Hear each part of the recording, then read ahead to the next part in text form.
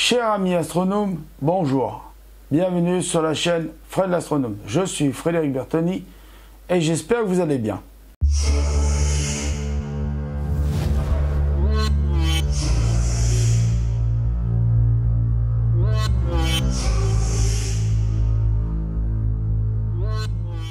Alors, il y a quelques temps, j'ai acheté, je les ai toujours, deux oculaires de chez Omegon, des Omegon Cronus WA 8 mm et 9 mm, de 1/25 de pouce et des 60 degrés de champ. Voilà. Donc, je les avais achetés pour s'adapter avec ce système-là, qui vient se mettre sur l'oculaire et qui vient se fixer à la bague T2 du Sony ou du Canon, hein. Ça fonctionne avec les bagues Sony, Canon, avec les bagues de chez Nikon, enfin toutes les bagues T2 de toutes les marques, ça fonctionne bien, hein. Donc ça vient se visser sur la bague comme le petit adaptateur là. Donc vous vissez sur la bague votre adaptateur pour le... Si vous arrivez à le visser, vous le vissez, tac tac tac, voilà. Vous venez visser ça là. Comme pour... Il y a un problème à ce truc là. Comme pour installer donc la bague habituelle, vous l'installez sur l'appareil photo sur le Sony. Donc vous cherchez le... Alors, attendez, parce que là j'essaye de l'installer. Et vous saviez, j'avais un petit problème avec les oculaires. J'ai dit tiens, je peux pas installer, on va se rappeler, l'oculaire, je peux pas l'installer avec le... J'ai le deuxième, je vais le sortir. Faire le démo avec la deuxième, parce que je l'ai installé sur l'appareil photo. Alors vous voyez, sur l'installation sur l'appareil photo, ça donne ça, hein. Donc je fais vite fait parce que c'est une petite correction d'une erreur que j'ai faite dans la vidéo de déballage. Donc voilà, oui, vous voyez, il y en a qui disent oui, mais tu corriges jamais tes erreurs. Si, non seulement je les reconnais, mais je les corrige. Alors, vous savez, je vous disais, il faut enlever la petite bonnette. Hop, alors faire attention quand vous l'enlevez à pas abîmer. Donc on se retrouve avec l'oculaire comme ceci. Vous voyez, tac. Et là, bien sûr, hein, vous prenez votre truc, vous dévissez les vis là, voilà. Vous dévissez vos vis, tac, tac, tac, tac, tac. Et là, comme un idiot, ça va pas. Bon. Alors, je me suis dit, il y a un problème, il va falloir que j'en parle à AstroShop et tout. Au final, j'ai pas eu besoin d'en parler à AstroShop. Bah non. Pourquoi? Parce que dessus, là, je me suis dit, tiens, il y a un truc qui tourne. Alors, il y a un truc qui se dévisse. Donc, vous le dévissez, n'ayez pas peur, hein. Vous le dévissez. C'est une petite bague, comme ça, qui se dévisse sur le dessus de l'oculaire. Et regardez bien. Vous tournez, et regardez bien. Regardez, je vous le fais de près. J'espère qu'il fait la mise au point dessus. Vous voyez? Je viens de dévisser et regardez ce qui est sorti. Et à ce moment-là, un miracle, ça s'adapte. Ça s'est adapté. Donc au final, je vais pouvoir vous faire l'essai de ça avec le Sony. Alors forcément, comme j'ai installé sur le Sony, on va défaire celui-là. Voilà. Vous prenez le Sony. Alors attendez, j'ai pas défait les vis. Donc vous défaites les vis sur le Sony là. Aïe. Voilà. Alors n'ayez pas peur de faire les manips, hein. Vous faites des manips, de toute façon c'est que de la mécanique là, hein. Si vous prenez soin de faire ça comme il faut et de ne pas y aller comme un sauvage, tout ira bien. D'accord? Faites-moi confiance sur ce coup-là. Et c'est du solide, hein, c'est tout du métal. Même les vis là, quand ils montraient les photos sur AstroShop, alors vous venez mettre l'oculaire comme ça, alors défaites bien toutes les vis, voilà, hop, il s'est mis en place, vous installez, vous revissez, pour pas que l'oculaire tombe, vous revissez bien les trois, hein. S'il y en a trois, c'est pas pour rien, hein.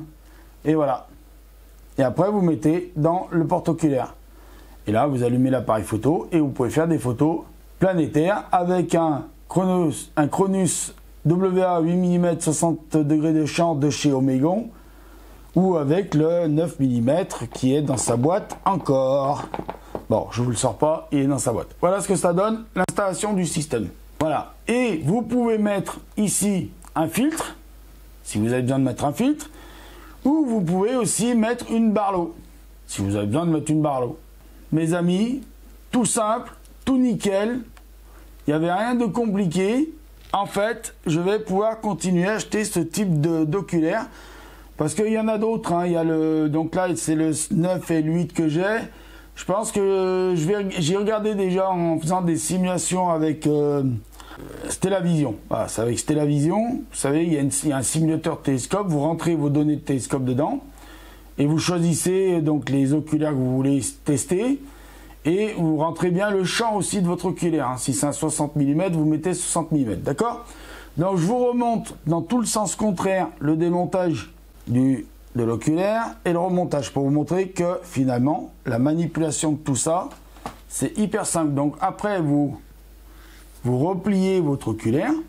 Alors vous n'avez pas trop bas parce que vous voyez il peut descendre plus bas aussi. Alors je sais pas à quoi ça sert qui descend plus bas.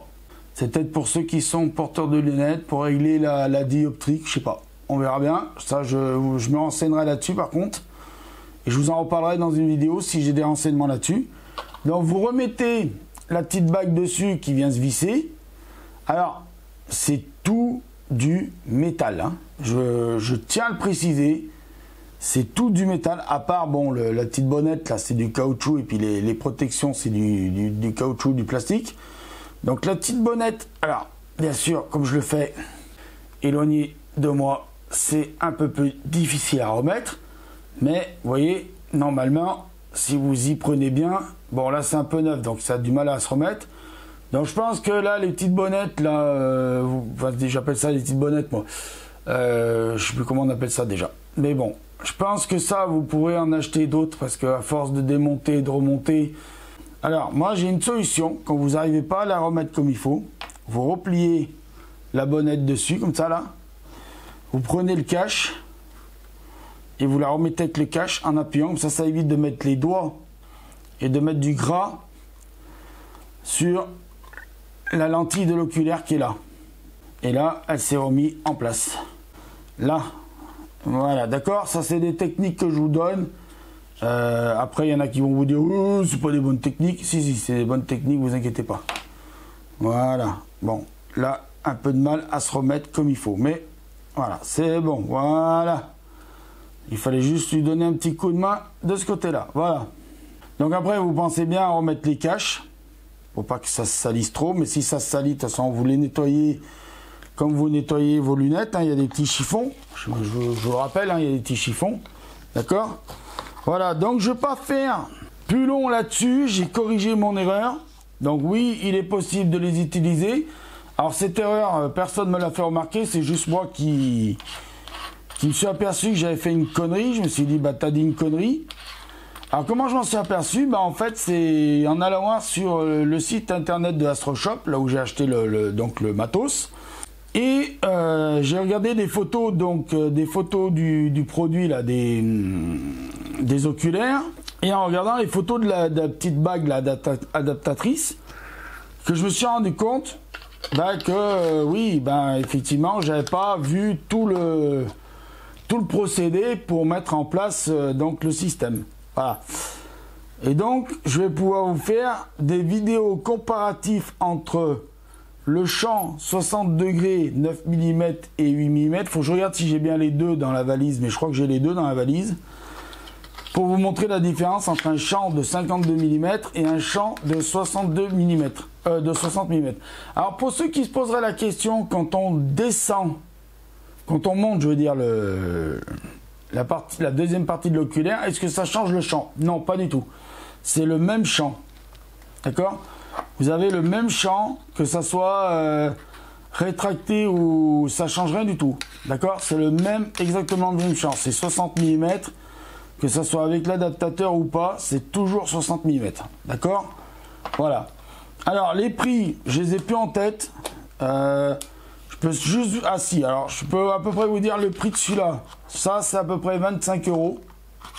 Un seul, donc un truc... bon, je vais vous le ressortir de la boîte. Ça, c'est à peu près 25 €. Et l'oculaire, je crois qu'ils sont à peu près entre 55 € et 59 €. mais je vous mettrai les prix quand même là, je vous remettrai les prix à l'écran. Voilà, alors c'est du Omegon, il y en a qui n'aiment pas du Omegon, mais moi j'adore, moi je pense qu'Omegon c'est une très bonne marque.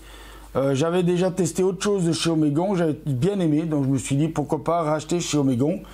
Et puis de toute façon, cette proposition là de matériel comme ça, parce que là vous voyez c'est aussi Omegon Chronus T2 adaptateur, donc il n'y a que Omegon qui propose ce type là d'adaptateur. Donc je sais qu'il y en a qui disent oui, mais tu prends un adaptateur d'appareil photo de smartphone, tu l'adaptes sur ton oculaire, ça fait pareil.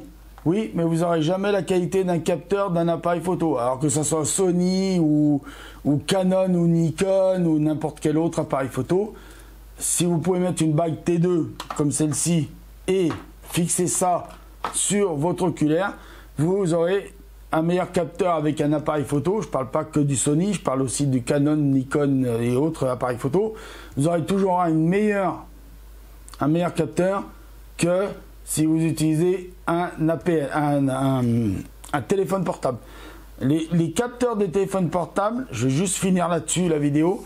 Les capteurs d'appareils des téléphones portables, que ce soit Apple ou les autres marques, c'est vrai, il faut reconnaître qu'ils ont grandement amélioré leurs capteurs et qu'ils arrivent à sortir des capteurs qui font de la 8K et qui font des millions des millions de pixels, sauf que en astronomie, je le dirai toujours, et c'est toujours la seule chose que je dirais, et c'est la vérité vraie, parce qu'il y en a qui vont vous dire oh non, les capteurs avec des millions de pixels pour l'astronomie c'est super. Non, au contraire, un capteur en astronomie, moins il a de pixels, plus les pixels sont grosses, plus il capture de lumière, et plus vous capturez de lumière en astronomie, mieux c'est, parce que dans l'astronomie observationnelle ou en imagerie, ou ce qu'ils appellent les autres l'astrophotographie, plus votre capteur capte de lumière, plus les photosites de votre capteur captent de lumière, plus vous avez d'informations, mieux c'est pour les images. Voilà, parce qu'on capte de la lumière qui vient d'objets lointains, bon à part la Lune, mais les planètes elles sont plus loin que la Lune, les objets du ciel profond c'est loin. Donc, il faut capter le maximum de lumière de ces objets qui sont loin. Et pour certains qui sont très peu lumineux et qui diffusent, et pour d'autres qui diffusent très peu la lumière. Donc, plus votre capteur est sensible à la basse luminosité, mieux c'est pour l'astrophotographie ou ce qu'on appelle l'imagerie. D'accord? Donc, les capteurs des smartphones, pour certains, ne sont pas assez sensibles. Même si, faut reconnaître, qu'il y a certains capteurs qui ont vachement fait des progrès, mais ça ne vaudra jamais le capteur d'un appareil photo. N'importe quelle marque d'appareil photo, Sony, Canon, Nikon, un Samsung ou un Apple ou un iPhone ou autre téléphone, Xiaomi, machin qui fait du 8K, ça ne vaudra jamais un réflexe. Voilà, terminé. Ou une caméra spécialisée dans l'astronomie pour le planétaire, ou pour le ciel profond. D'accord? Ça ne vaudra jamais ces capteurs-là. Voilà. Je vous remercie de m'avoir écouté jusqu'ici. Je vous dis à bientôt. J'espère que dans les prochaines vidéos, je pourrai vous fournir des belles images planétaires que maintenant je commence à m'équiper dans ce type de matériel. Oui, parce que je me suis dit, il faut que je trouve une solution pour vous montrer réellement ce qu'on voit au travers d'un oculaire et vous partagez ça. Voilà, ça c'était le but ultime de ma chaîne. Bon, elle ne s'arrêtera pas là parce que j'en suis arrivé là, mais voilà, je voulais vous montrer ce qu'on voyait au travers d'un oculaire. Voilà, et donc là maintenant, on va vraiment passer au travers d'un oculaire, on va vraiment voir ce qui se passe au travers d'un oculaire dans un télescope. Et peut-être plus tard, dans la petite Lulu, quand je l'aurai équipé d'un renvoi codé et de ce qu'il faut comme oculaires qui seront compatibles avec ça, et où peut-être que je trouverai une autre solution pour mettre ça. Voilà. Allez, je vois que la vidéo commence à être longue et je commence à faire du blabla et que ça plaît pas forcément à des gens. Ben tant pis pour eux. Moi j'adore vous parler un peu de ma passion, et là on a parlé de matos parce que le matos ça fait aussi partie de la passion de l'astronomie, parce que sans matos, eh ben tu fais pas grand chose à part sortir tes yeux, regarder le ciel, mais autrement tu fais pas grand chose. Voilà. Allez, et puis tu peux pas partager ce que tu vois avec tes yeux, avec tes copains. Voilà, donc je vous dis, prenez soin de vous, mettez l'œil à l'oculaire, parce que là-haut, il y a plein de choses à voir. Et comme vous pouvez voir, bah, je reprends la forme, je reprends le dessus. Et c'est grâce à vous, grâce à votre soutien. Donc continuez à me soutenir, parce que c'est vous qui me tenez pour le moment. Parce que moi, sinon, tout seul, je ne tiendrai pas. Donc voilà, je vous remercie, merci, au revoir, à bientôt, ciao, et prenez soin de vous, et mettez l'œil à l'oculaire, et surtout, faites attention à votre santé. La santé, c'est plus important. Allez, ciao!